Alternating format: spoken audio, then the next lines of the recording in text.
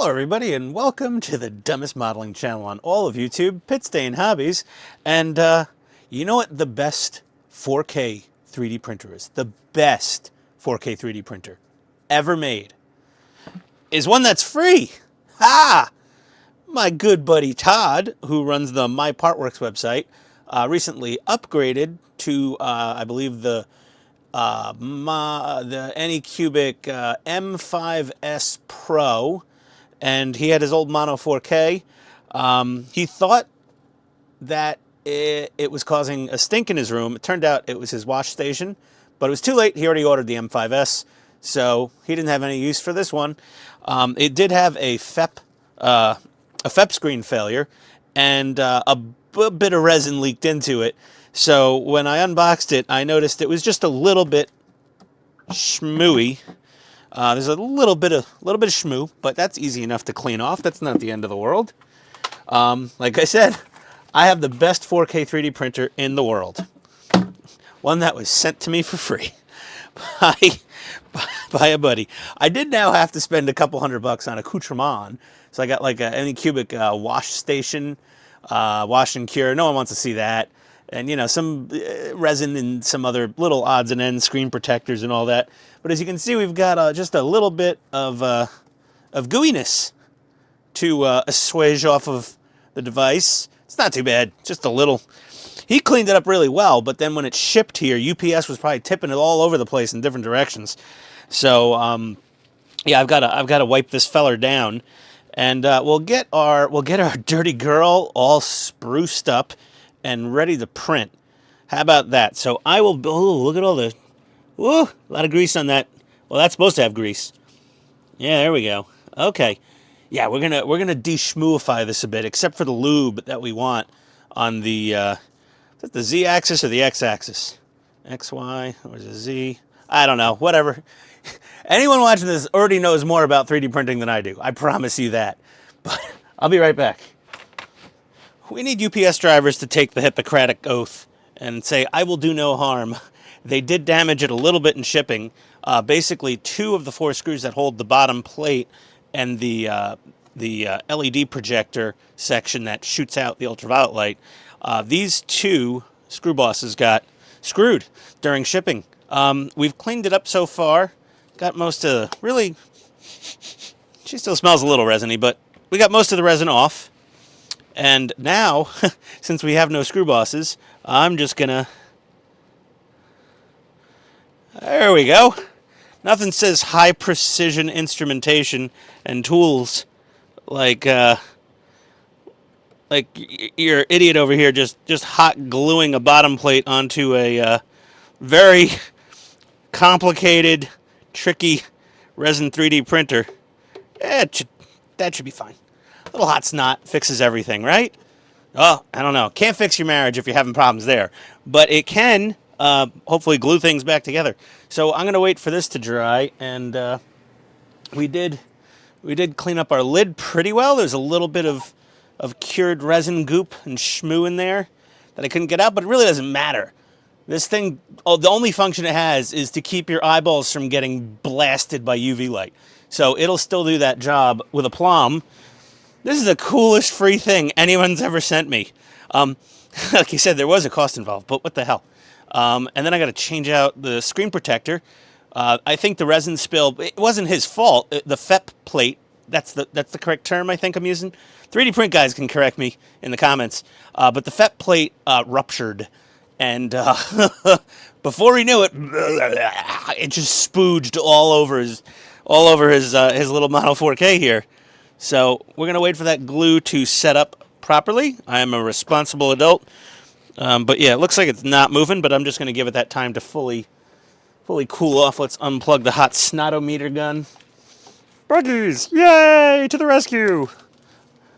It's always fun when boogers save the day. Okay, I'll be right back. Okay. We've cleaned her up. We've replaced the screen protector. The FEP sheet seems to be in okay condition, but I ordered a couple just in case. I've leveled it. No one needs to watch me do a leveling video on a 3D printer. I mean, that's just the dumbest idea ever. I do need to update the firmware. It's on version 0.0.11, and I am an IT guy, and that just screams, update me. So I'm going to do that next. And yeah, and then I'm probably going to end up playing with this thing on live stream. Check out Hobby Time Modelers. Maybe I'll put a link below. Otherwise, just search Hobby Time Modelers. And I'll be live streaming with those crazy guys. And they'll be giving me the ins and the outs, because you don't know what you don't know. And the trick in the hobby is to always ask people smarter than you how to do stuff. And remember it the first time they tell you. It's the only advice I can give you. Ask twice, they're going to get a little irritated. Ask 3 times, they're done. You're done. You're unteachable. So that being said, I am slightly teachable. Ask my wife. She's trained me on a couple things. Oh, hello, puppies. Hello, Rocket. Come here. Hi, buddy. Hey. Here, right here. Right here. Come here. Back up. Back up. Oh, hello. Hello, handsome. Oh, it's your first appearance on the YouTube channel, huh? Yes, everybody's going to love you, you handsome little devil. Yes, you're a good boy. Okay, I'll be right back. All right, so I think she's updated and ready to rock. I'm going to start printing my first test prints on the live stream over at Hobby Time Modelers channel. And then we'll be back with some of the results and some of the failures. Because you know, if there's anything we're good at here, it's failing at new things the first time. So either way, wish me luck, everyone. BRB. Well, welcome back to my fully armed and operational battle station. The printer's working. Look at this. We did a test print last night. This took a while. This was hours. I was probably up till 3 in the morning. But yeah, came out great. I got the Elegoo Mercury XS wash and cure setup. Really cheap. If you go to eBay, Elegoo sells it direct. They had like 20% off. It was like $144 for the whole setup. Really good price. Don't buy it on Amazon. I'll put a link anyway, but I'd recommend going to eBay. Save yourself like 50 bucks. We printed this guy. We washed it. So I got some advice from my friend. Again, nothing anyone hasn't heard. He said to, spray it down first to get kind of a lot of the resin off of it. Just take, so I have a lot of these spray bottles of IPA. So first I sprayed it off, then I threw it in the wash station for like, I don't know, a minute or something. And it just got tossed all around in there. It was pretty funny. I put it in the curing thing. I think I cured it for maybe 10 minutes total. Those curing lights are kind of, I guess maybe they're a little bit weak. Ish in the, he said to just cure it until it's not tacky anymore. So that's a good metric. I know sticky. I'm good with goopy shmoo. I know how to, the damn phone dinging and bonging. Get out of here. So that worked great. But this was the Anycubic test print. So this thing was tuned up within an inch of its life to print perfect every time on every one of their printers. That being said, yeah, this is an Ender 3 Pro test print from the $100 Ender 3 from Micro Center, and a little couple coats of primer. I mean, it looks pretty fantastic. I've never gotten anything this nice out of my Ender 3 on my own attempts to print to it, which frustrated me a lot. Hopefully the resin printer, there's going to be a learning curve. But either way, I did buy this little heater on Amazon for about 65 bucks. Not cheap. Has a little carbon filter in it to take out some of the stink. Ultimately, this will be going in an enclosure where it will be ventilated out of a 4-inch exhaust pipe. It's like a grow box, I guess you would say. It'll be in that, and that'll have a inline fan sucking all the resin fumes out of that enclosure.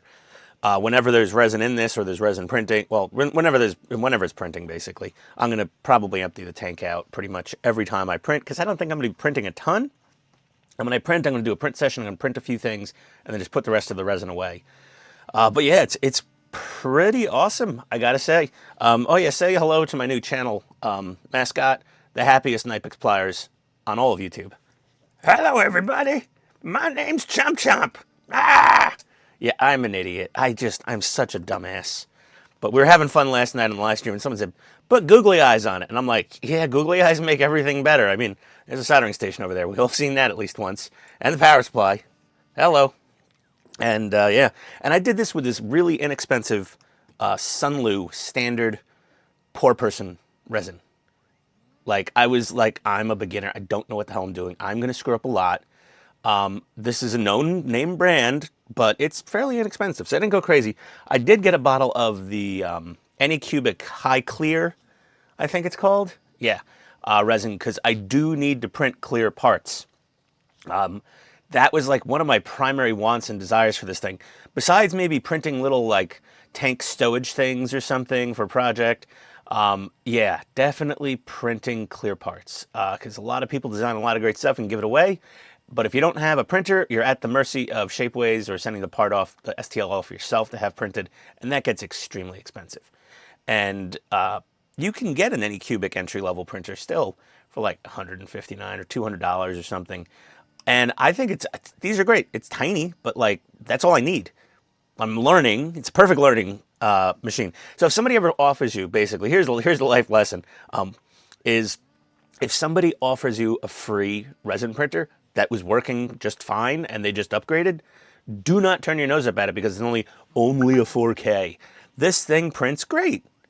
So yeah, you know, if you happen to have a nice enough friend, or you see one, you know, used from someone you trust and they're selling it, whatever, yeah, it's fine. If you want to get into the hobby and learn, you're going to spend so much money on other stuff. Like I said, it's like 150 bucks on eBay for the wash and cure station. You don't have to get a wash and cure station.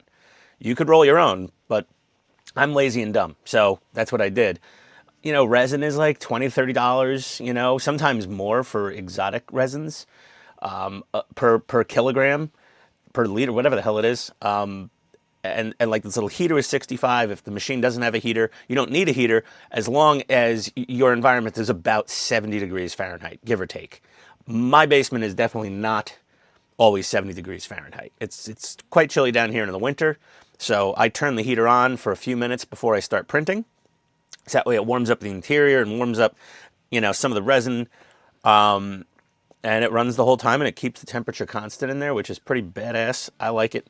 So I think that's about it. This print is a different test print that I'm popping in there. It's about 40 minutes left to go. Let's see if it fails or not, because this worked perfect, but you know, this was made by Anycubic, so yeah, it's a cheat code. We'll be right back. Okay, and about an hour later, we've got our little test print doohickey. It's some little cityscape thing, like on a, I don't know. If you watch 3D printing channels, you know exactly the thing I'm talking about. So I'm going to take off the lid. I'm going to remove the build plate. I'm going to spray it down with a little IPA, clean it off a little bit. Oh, gloves first. Gotta have gloves. Every time you touch anything with this crap, gloves. As you've seen on all the big channels, they well, some really don't really talk about it too much, it seems, and some go into minutia about the VOCs that come off of this liquid resin that everyone's printing with, and I'm pretty sure it can't be good. I got enough VOCs I breathe in on purpose every day. I don't need any more and any worse ones. My body's used to what it's already done. Print finished. Took time 1 hour 6 minutes. Enter. Oh, well, yeah, it works with gloves. That's a good thing. So let's this little guy off of here. Oh, the inside of that lid stinks. This little guy really does take a lot of the stink out, but I still know there's VOCs pumping out of this thing. So I'm going to basically let this, I'm going to drip dry or wipe this down a little bit. Ah, come on, paper towels. Oh, for fudge's sake. You know, these shop towels are supposed to be like extra good. They're just garbage. They're garbage. Give me Brawny or Bounty or any day of the week.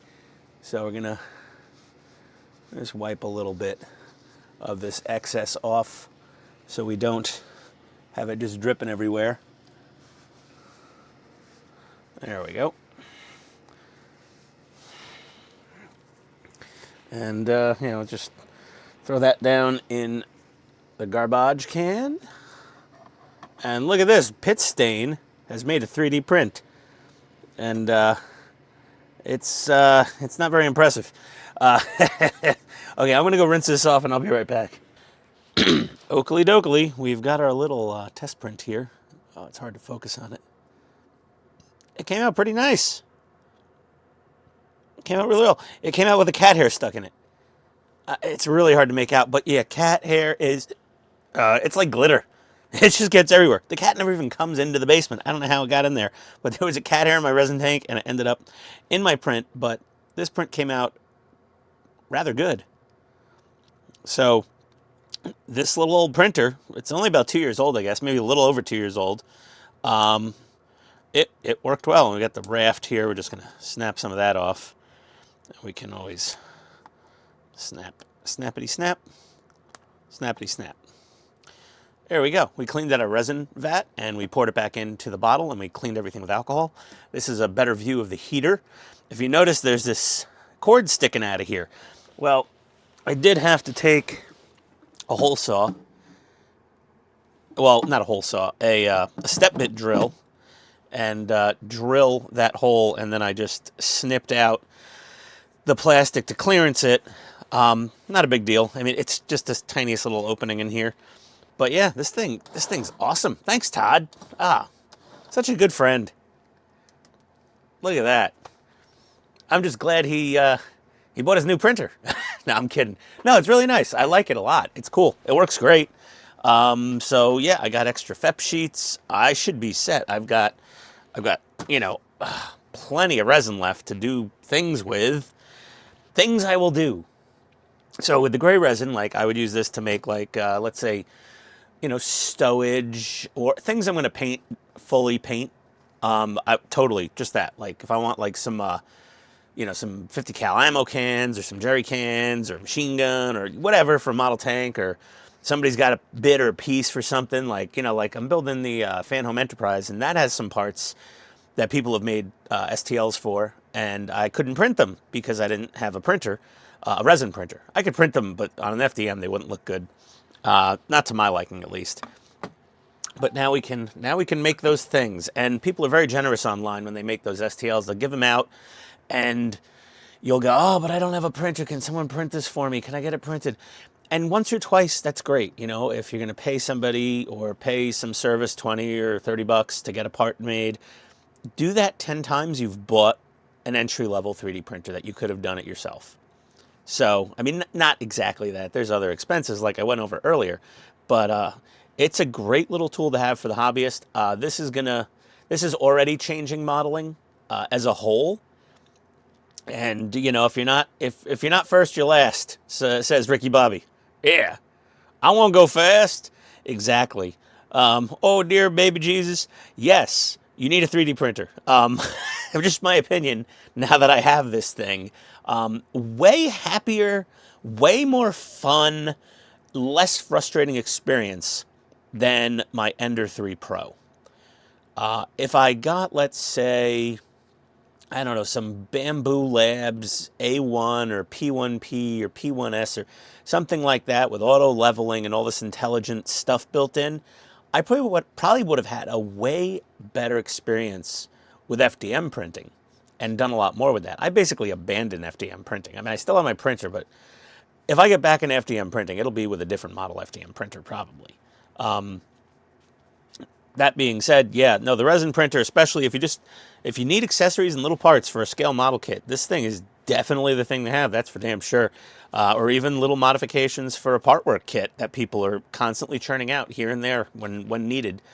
It's going to be awesome. My buddy Steve over at the Maker's Cave, he is going to be designing an upgraded bat phone for the 66 Batmobile, and printing those off. And I said, well, this way he doesn't have to do it for me. He would. He's a nice guy. He's generous. But at the same point, I could just say, hey, Steve, I ordered some transparent red resin. Just, you want to shoot me over the STL file? I'll just print out the phone. He'd be like, yeah, okay. It's like you have the freedom to make parts. Like, scratch builders always had that freedom for decades and decades, but there was certain things that they couldn't do out of sheet styrene. It had to be, carved and then molded and then cast and all these other things. And this is basically an instant 3D casting machine it's going to replace silicone molds. It already has for the most part. A lot of resin parts now that you buy online are 3D printed as opposed to resin castings. out of silicone. So it's you know, it's very cool. Either way, this was my little, you know, the idiot's got a resin printer now, and things might happen with it. So, you know, if I whip out a part on the channel and say, hey, I printed this out, you know, there we go. So it's very cool, and this is just a gateway drug. I know with my OCD and ADHD, I'm gonna learn on this, and then once I find the limits of this printer, which will be size, I want to print some very, very large 3D models of you know, sci-fi subject ships and vehicles that have never or have very few really good model kits in real life. And there's plenty of amazing 3D designers out there on the internet, Facebook, and everything that make all these 3D designs and sell them, and it's awesome. So either way, this is me saying morons can run one of these. So have at it, everybody. Thanks for coming. Adios.